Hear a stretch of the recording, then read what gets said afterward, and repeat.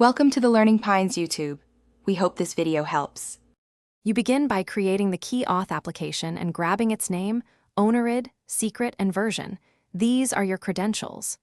Once done, open your Chash project and install the Keyauth client library via NuGet or drop in the Keyauth CS file, then add using statements. Next, declare the Keyauth API object in your main method so you can call initialization immediately. This gets you past trivial setup and into actionable code. Credentials live in variables, the client is ready to initialize, and the app can authenticate. You now instantiate the Keyauth API with the app name, ownerid, secret, and version, then call API.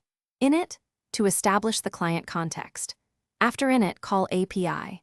Login username, password, and immediately check the Boolean response. If true, store API, user data, or subscription info. If you need registration, call API. Register and handle errors similarly. Make sure to verify API. Check for license validity, and to capture session variables you will use throughout the application. Finish by integrating API. Check at protected entry points and using API. License or API. User data to gate features, call API. Log for audit events and API. Setvar to store user-scoped variables when needed. When the app closes, call API. Logout or clear session fields to avoid stale state.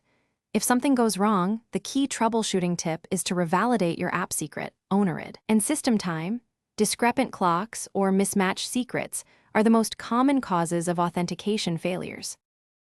Thanks for watching. Consider subscribing if we helped you.